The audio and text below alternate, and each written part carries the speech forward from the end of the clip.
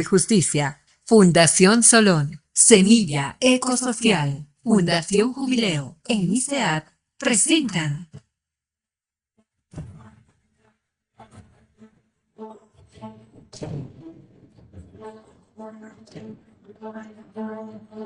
Verdades Ocultas, la hora de la naturaleza.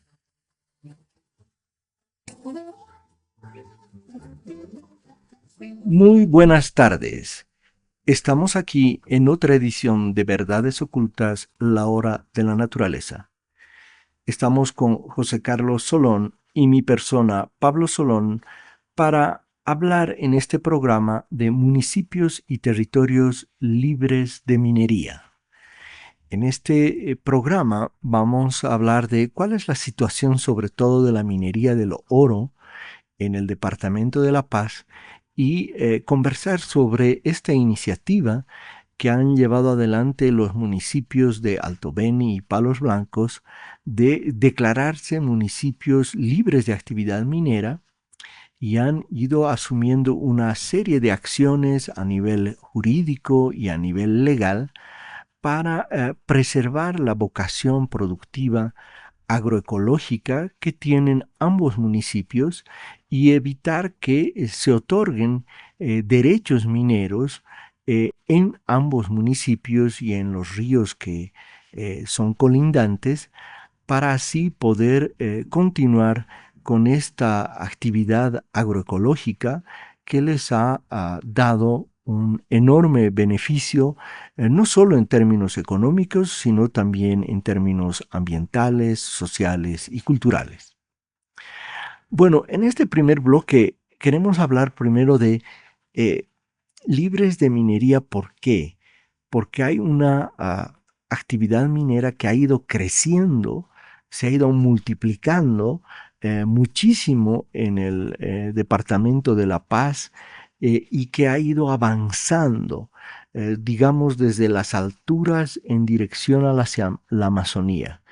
Y esta expansión de la actividad minera es precisamente lo que ha ido preocupando a estos municipios y a otros también y a otros territorios indígenas que están planteando declararse libres de actividad minera para precisamente preservar su ecosistema, sus formas de vida, sus formas de producción agroecológicas, ecoturísticas.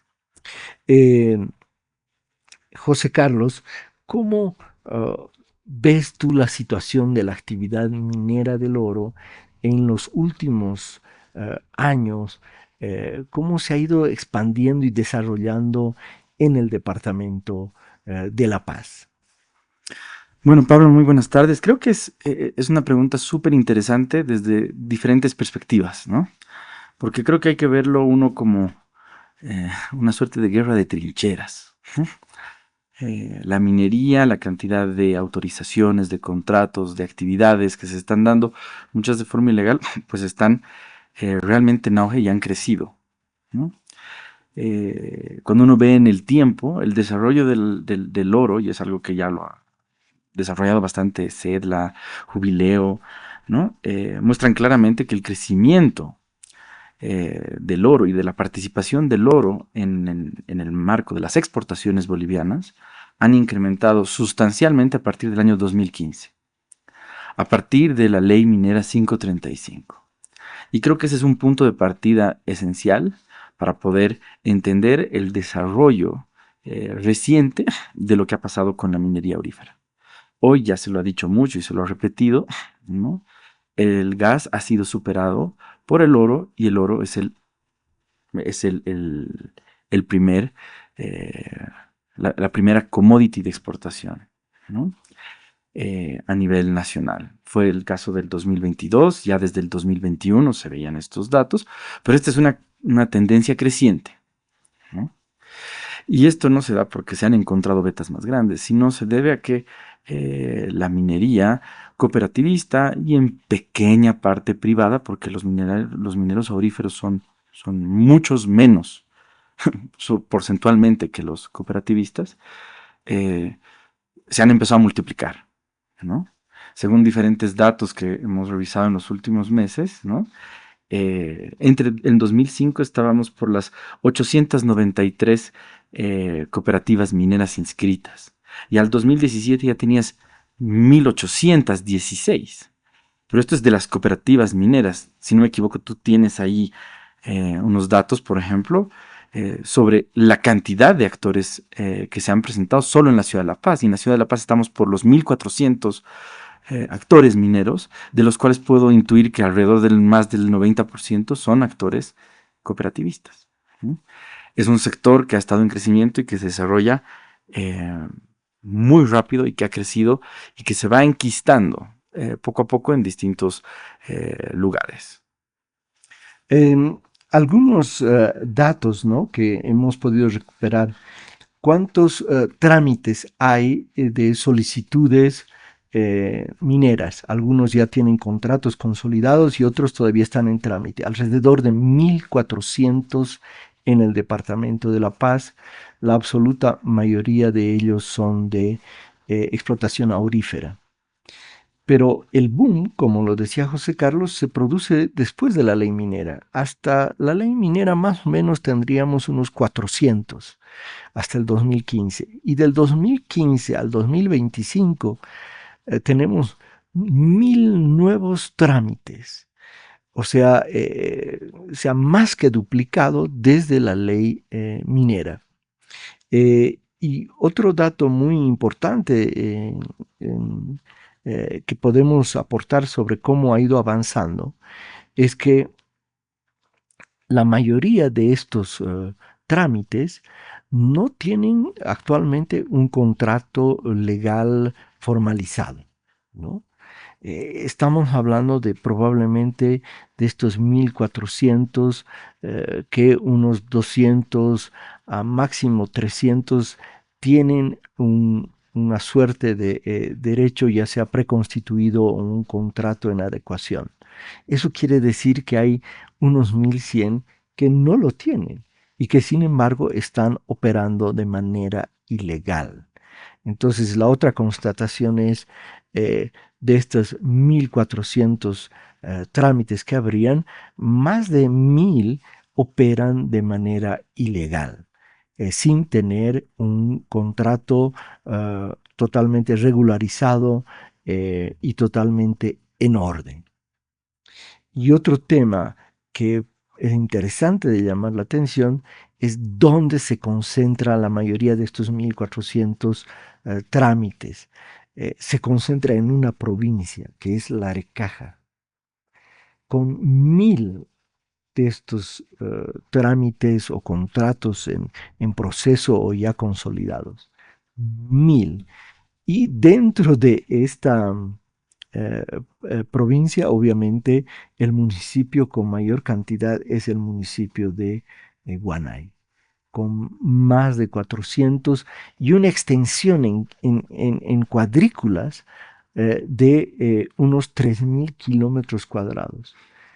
Y todo Guanay, como superficie, tiene 3.429 kilómetros cuadrados.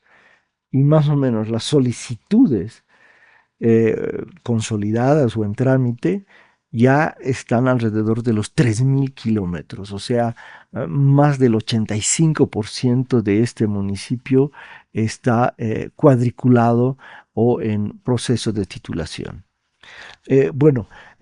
Vamos a una pausa y pronto volvemos para continuar hablando de los municipios y territorios libres de actividad minera.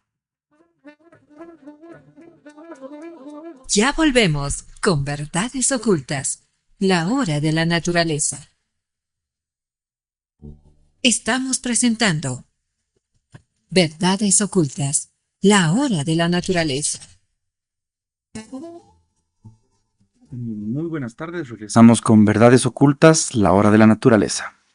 En este bloque, para seguir hablando y acercándonos a los territorios libres de minería, vamos a seguir hablando del problema de la minería del oro. Específicamente de algunos contratos y de las relaciones que hay entre los mineros y la sociedad y las comunidades y los actores locales. El año pasado, si bien recuerdan, hubieron diferentes problemas en la asamblea, hubieron bastantes protestas relacionadas con diferentes contratos mineros que debían pasar por la asamblea, porque eso es lo que dicta la ley minera, ¿no? Que fueron rechazados, y fueron 19 contratos.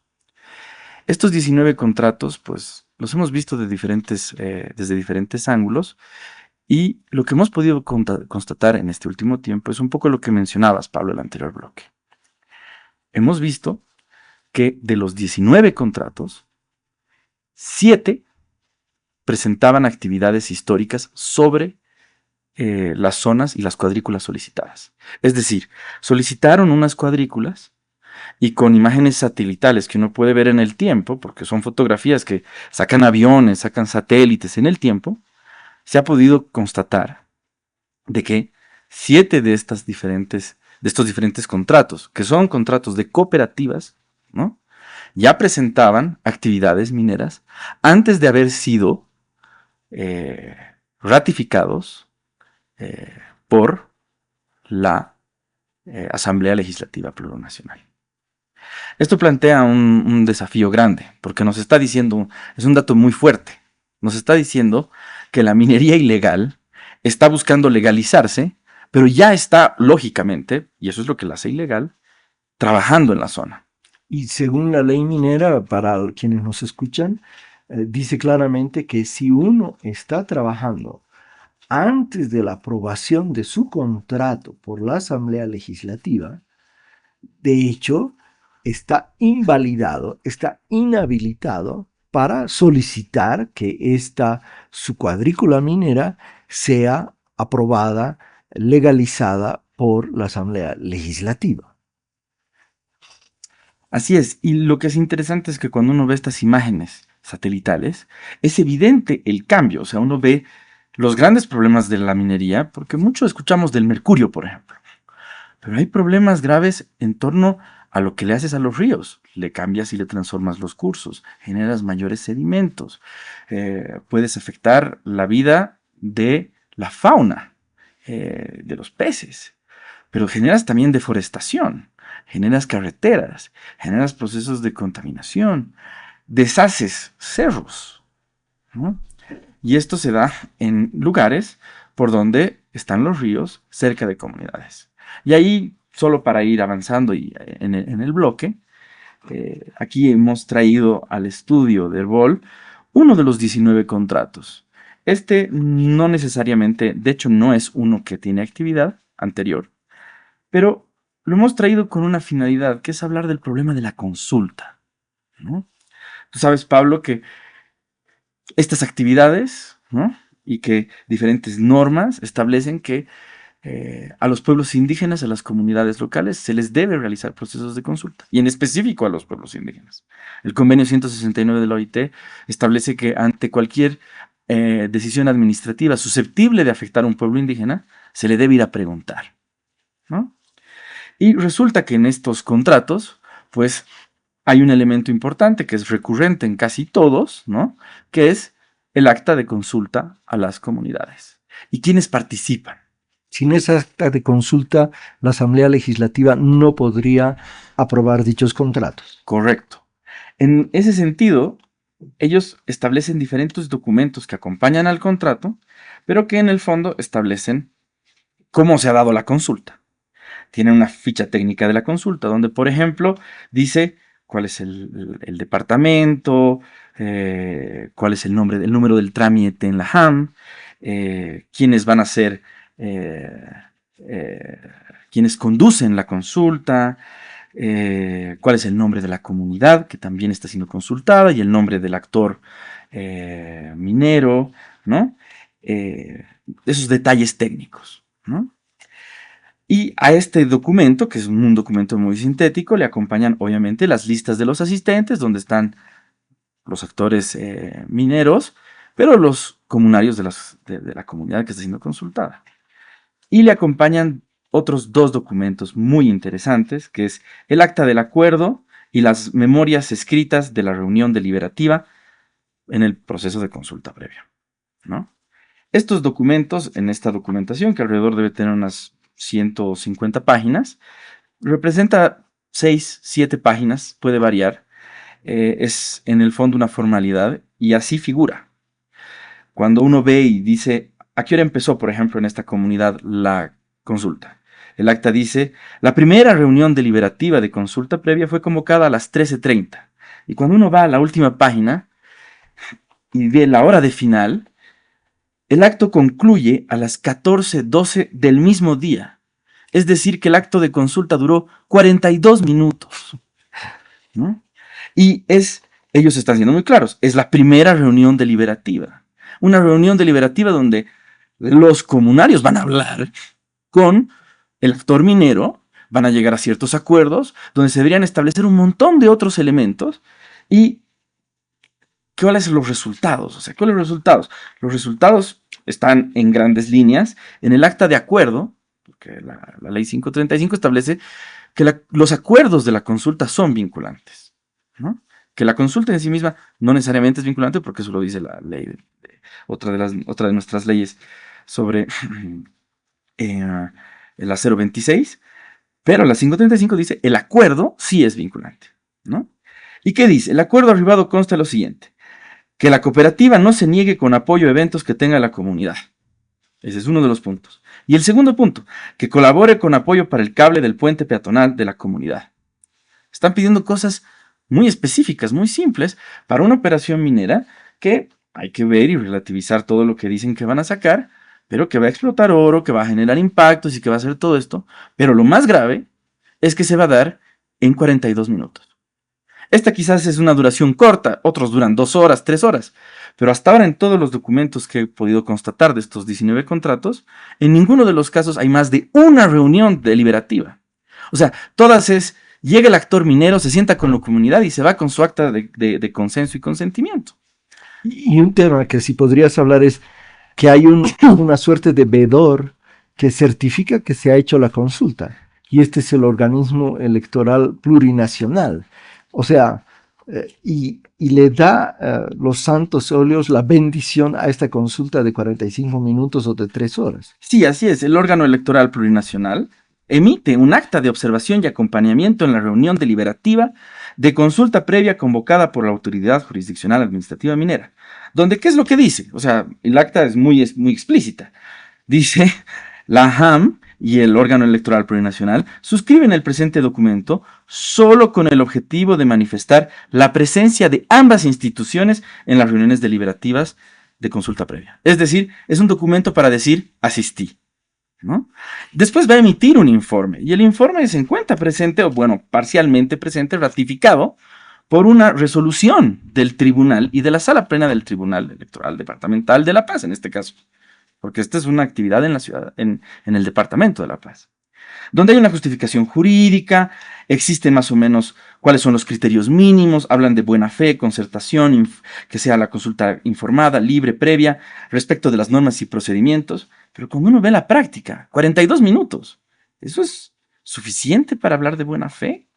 ¿Eso es suficiente para generar la concertación? ¿Es lo suficiente para informar? Un trámite que después los asambleístas van a tener que leer de más o menos 120 páginas. Y la conclusión final del Tribunal Electoral es que dice, se resuelve aprobar el informe técnico de observación y acompañamiento de consulta previa del CIFDE, ¿no? Es decir, el órgano está ahí para darle, como tú decías, los santos óleos a un proceso de consulta bastante paupérrimo.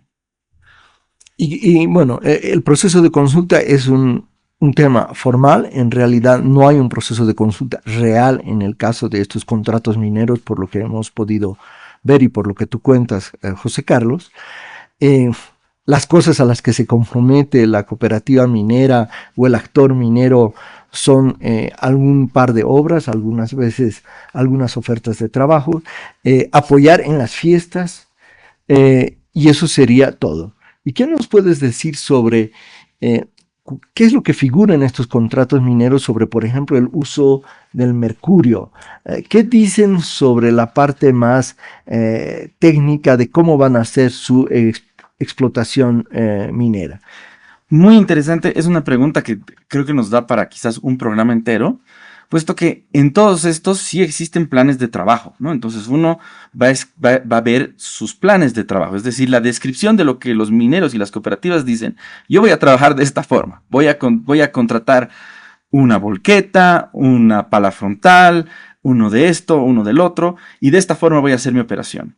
En algunos casos mencionan el uso del mercurio, pero en otros mencionan que van a hacer concentración gravimétrica. La concentración gravimétrica ha sido muy reivindicada como una actividad para la minería responsable, puesto que no usa el mercurio. Sin embargo, pues igual va a generar otro tipo de impactos, ¿no? Entonces, es interesante ver que estos detalles cambian y varían según los diferentes, pero estos planes de trabajo de los mineros, que establecen, por ejemplo, creo que en este caso, ellos establecen que el yacimiento tiene una duración de 7.8 años. O sea, que eso es lo que va a durar su yacimiento en la cuadrícula. Por consiguiente, ellos te dicen, durante ese tiempo vamos a utilizar este tipo de maquinaria, vamos a contratar estos técnicos, vamos a hacer este tipo de obras civiles de infraestructura, porque necesitamos hacer un depósito, necesitamos hacer esto. Te van a decir otros detalles, los insumos de diésel, de gasolina, los costos, los gastos, las referencias, las proyecciones. Te van a llenar de muchos números. Hay una cantidad grande de cifras que brinda el actor minero para que su contrato sea funcional. Pero es interesante ver eso, que muchos de estos también son de la famosa minería responsable. Vamos a un corte y pronto volvemos en un próximo bloque de Verdades Ocultas, la hora de la naturaleza. Ya volvemos con Verdades Ocultas, la hora de la naturaleza. Estamos presentando Verdades Ocultas, la hora de la naturaleza. Volvemos con Verdades Ocultas, la hora de la naturaleza.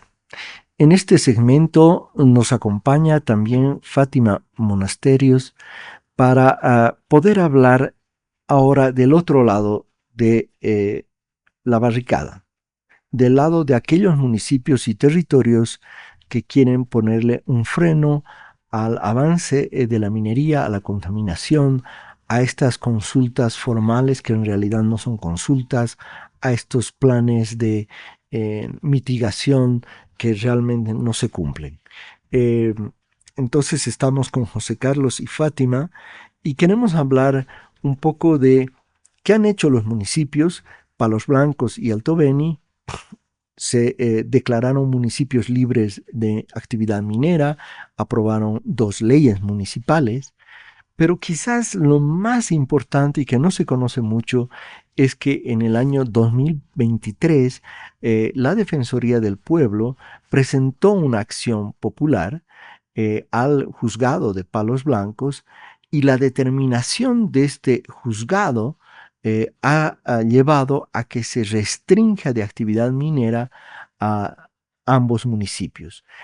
Fátima, ¿nos podrías relatar cuál es la situación, cómo ha avanzado este trámite, esta acción popular que se presentó al juzgado de Palos Blancos por la Defensoría en el año 2023? Buenas tardes, Pablo. Buenas tardes, José Carlos. Bueno, un gusto estar aquí en este espacio que habilita Herbol y que con este tema que me parece muy importante que todos y todas las radioescuchas puedan conocer, porque en este contexto que nos relataba José Carlos, que es un contexto muy preocupante de avance de la minería del oro sobre los ríos y territorios del norte de La Paz como epicentro, encontramos a estos 2 municipios, a Palos Blancos y Alto Beni, como unos referentes de resistencia, ¿no? Y que justamente tiene que ver, como decías, Pablo, con no solo estar en contra de la minería porque sí, sino la defensa de un modelo de desarrollo productivo que se basa en la agroecología, en la producción orgánica y que es incompatible con la minería, ¿no? Entonces, dentro de esta lucha que los municipios vienen llevando a cabo hace varios años, hay una acción popular que el año 2023, en julio, presentó la Defensoría del Pueblo, la interpuso ante el juzgado de Palos Blancos, y fue justamente para frenar un trámite minero de una cooperativa que estaba o que pretendía legalizar, por decirlo así, sus operaciones en una parte que comprendía a ambas jurisdicciones municipales. Sucede que la cooperativa, dentro de este trámite que ya bien relataba José Carlos en el anterior bloque, había solicitado digamos, un proceso de consulta, y ante aquellas situaciones que se presenta la acción popular, porque claramente los habitantes de los municipios de Palos Blancos y Alto Beni han decidido decirle no a la minería.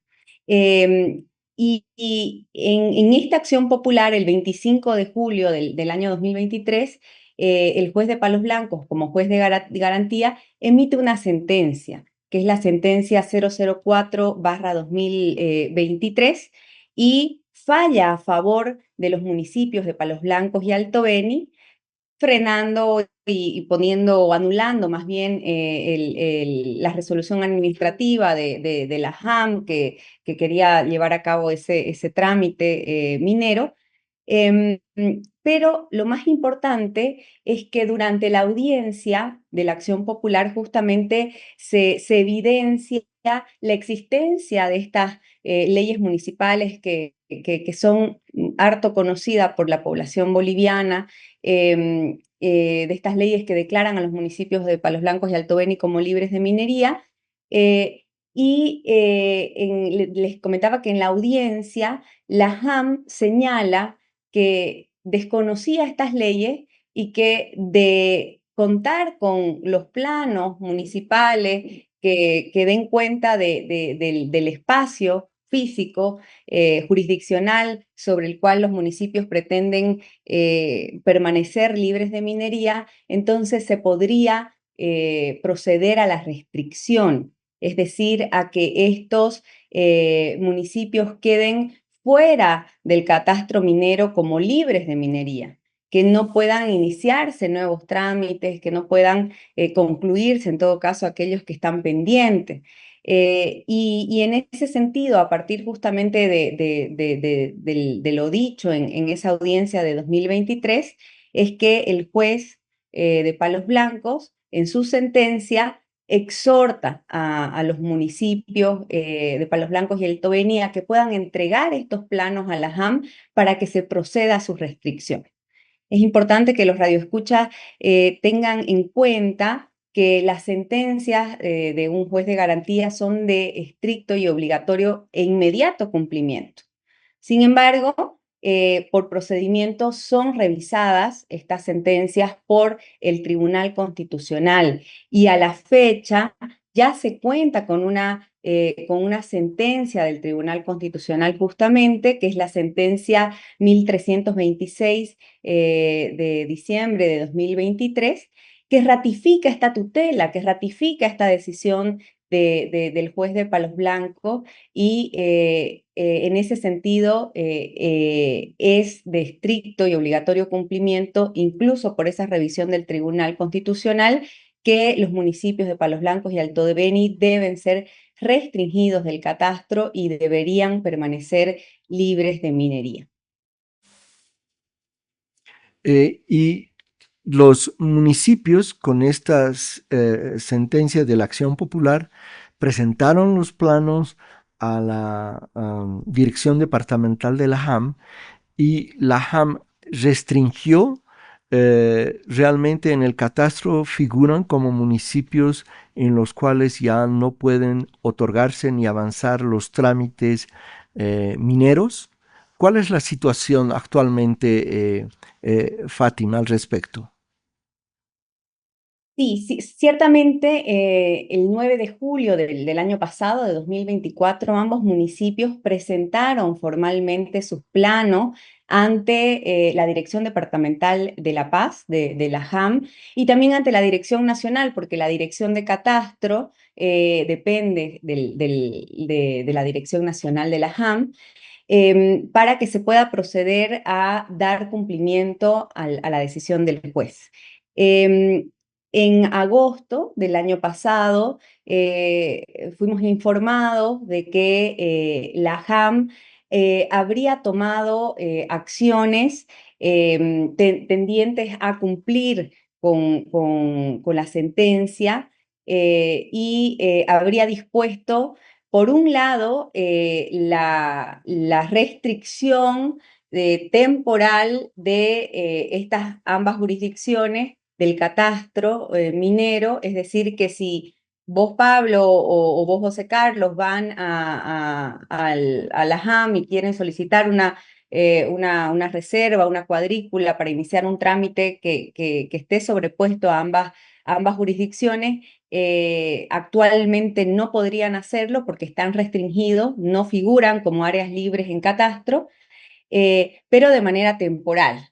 Y por otro lado, lo que ha hecho la JAM, según lo que se nos ha informado, es que se ha dispuesto la suspensión de más de 60 trámites mineros que estaban en curso en ríos que comprenden a los municipios de Palos Blancos y Alto Beni. Entonces, se habría notificado a los operadores mineros que están, que son justamente los que están intentando seguir estos trámites, de que por cumplimiento de la sentencia los trámites han sido puestos digamos, en suspensión temporal por el momento. Y Fátima, ¿cómo ha sido esto? Porque ese es algo que ha sonado mucho. El río Beni tiene derechos después justamente de esta sentencia y es algo que ha sonado mucho en los medios. Pero ¿cómo ha sido no solo en la sentencia, sino el tema de los derechos de la naturaleza en la revisión del Tribunal Constitucional?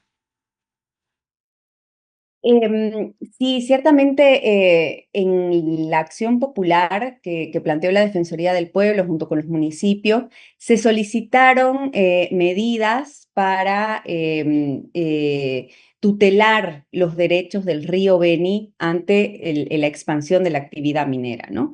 Sin embargo, en el juzgado de garantías de Palos Blancos, estas medidas no fueron otorgadas, sí se concedió la tutela, como les decía, a los municipios, pero no se procedió a otorgar esta tutela solicitada al río Beni como tal. Sin embargo, y esto es muy importante para toda la población boliviana, con la revisión del Tribunal Constitucional en la sentencia 1326, del 2023, el TCP no solo ratifica esto que dice el juez de Palos Blancos, sino que amplía la tutela a favor del río Beni con el objeto de que se tomen todas las medidas necesarias que permitan preservar el sistema de vida del río. Y por tanto estaría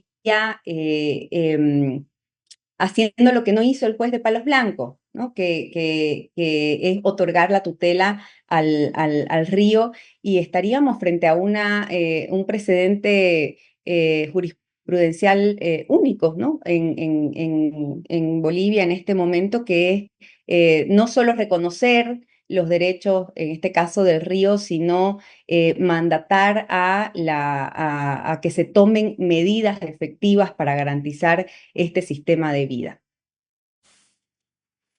En Fátima, esto quiere decir obviamente que hay que tomar medidas para garantizar los derechos del río Beni. ¿Significa esto que la JAM debería restringir la otorgación de derechos en el río Beni? ¿Y qué entendemos por el río Beni? ¿Solamente el curso del agua o entendemos la cuenca del río Beni como tal que debería ser restringida en la otorgación de derechos mineros para garantizar precisamente los derechos del río Beni? Sí, ahora, por un lado, lo que corresponde es que la JAM en cumplimiento tanto de la sentencia del juez de Palos como de la propia revisión del Tribunal Constitucional, proceda a una restricción definitiva en las jurisdicciones de los municipios de Palos Blancos y Alto Beni, incluyendo sus ríos que los limitan. Esta restricción no debe ser solo temporal, como la ha anunciado, sino que para dar cabal cumplimiento debe avanzar hacia una restricción definitiva que los mantenga libres de minería en el tiempo, ¿no? Pero ahora, en cumplimiento de lo que ha revisado y decidido el Tribunal Constitucional, la JAM debe justamente proceder como medida principal para resguardar y garantizar la vida del río Beni. La restricción debe proceder a la restricción en toda la cuenca. Evidentemente, cuando hablamos de sistemas de vida, no hablamos solamente de un pedacito, o que está aquello ligado a una jurisdicción, en este caso administrativa, como la municipal, ¿no? Sino que estamos hablando del río como sistema, y para ello el enfoque de cuenca sería el apropiado, el correcto para dar cumplimiento a la sentencia del tribunal. Otras medidas también podrían ser hechas efectivas por parte de la autoridad administrativa minera, pero la principal es que se deje de contaminar el río, ¿no? Tanto por actividades legales como actividades ilegales. Muchísimas gracias, Fátima. Ha sido muy clarificador y es muy interesante saber que hay distintas líneas de esperanza frente a la minería y a esta minería que ha venido creciendo aguas arriba del río Beni. Nos tenemos que ir a un breve corte y enseguida regresamos con Verdades Ocultas, la hora de la naturaleza. Ya volvemos con Verdades Ocultas, la hora de la naturaleza. Estamos presentando Verdades Ocultas, la hora de la naturaleza. Volvemos con Verdades Ocultas, la hora de la naturaleza. Estamos conversando sobre los municipios y territorios libres de actividad minera. Otra de las acciones que están emprendiendo tanto el municipio de Palos Blancos como el de Alto Beni es la de promover una ley en la Asamblea Legislativa que los declare municipios libres de actividad minera y que consolide de forma definitiva esta restricción a la otorgación de derechos mineros en estos municipios, y que también pueda servir para que otros territorios y municipios agroecológicos, ecoturísticos, puedan seguir ese ejemplo y beneficiarse de esta restricción. Un tema que ahora queremos ver en este último bloque es cómo esto va a repercutir o ya está repercutiendo en otros municipios, en otros territorios indígenas. ¿Qué nos puedes compartir al respecto, José Carlos? Creo que es algo muy importante ver cómo este es un proceso, ¿no? O sea, se está dando como un proceso y ha sido como una pequeña mecha que está generando pequeñas muestras de que todavía podemos hacer frente a la minería. De que así como se ha enquistado en ciertos lugares del Departamento de La Paz la actividad minera, es posible pensar en territorios libres de minería, donde no solo está Alto Beni y Palos Blancos, donde tú puedes tener más aguas arriba, es decir, más aguas abajo, perdón, hacia el norte, hacia arriba del departamento, otros municipios que puedan lanzarse y decir, pucha, nosotros tampoco queremos minería del oro. ¿Por qué? Porque es incompatible con el turismo. Pienso, por ejemplo, en San Buenaventura y Rurrenabaque, que son las puertas de ingreso al Madidi y al Pilón Lajas, donde tienes actividades, tienes pueblos indígenas que son operadores turísticos y que por sus actividades turísticas, pucha, la minería les podría venir a menos, les podría disminuir su atractivo, porque esto lo han dicho muchas veces y lo entienden muy bien los compañeros de los pueblos indígenas. ¿Acaso van a venir a ver minería los turistas? No, van a venir a ver selva, biodiversidad, pueblos indígenas en su plena existencia. Y no solo hay que pensar en municipios, hay que pensar en territorios. Justo en Palos Blancos, en el municipio de Palos Blancos, tienes parte del Pilón Lajas. Tú también tienes en este espacio el Consejo Regional Chimani-Musetén. Es a la vez un área protegida y un territorio indígena. Entonces, pueden generarse las medidas internas necesarias dentro del Pilón Lajas por el Consejo Regional Chimani-Musetén para defender su territorio de avasallamientos mineros. Esto no quiere decir que la minería de pequeñísima escala, de subsistencia, que hacen muchas personas también, va a ser satanizada, ¿no? Quiere decir que aquí no entra la minería mecanizada y se generan los procesos de conservación y preservación de los ríos, sus afluentes y los territorios en general, ¿no? Creo que este proceso, estas alarmas vienen dándose hace muchos ya años, y que ahora empezamos quizás con esto a ver las posibilidades de generar procesos desde los territorios, desde los municipios, para generar normativas territoriales o normativas municipales que puedan decir hasta aquí llegó, aquí no entran. Nosotros queremos ser libres de minería en concordancia con nuestras actividades mineras, no solo porque lo queremos, sino porque esto es coherente para nosotros, es coherente con nuestras formas de vivir. Entonces, eso es lo que creo que está importante detrás de los territorios libres de minería. Como vemos, estamos en una situación donde generalmente nos vemos alarmados por el avance de la actividad minera, pero también tenemos que destacar de que hay una reacción de territorios indígenas, de municipios que dicen queremos ponerle un freno a esto. Hay municipios, yo he estado en reuniones que dicen, bueno, no queremos seguir la misma suerte de Guanay o de Teoponte o del Mapiri. Y nosotros como municipio queremos tener otro futuro, queremos tener un futuro agroecológico.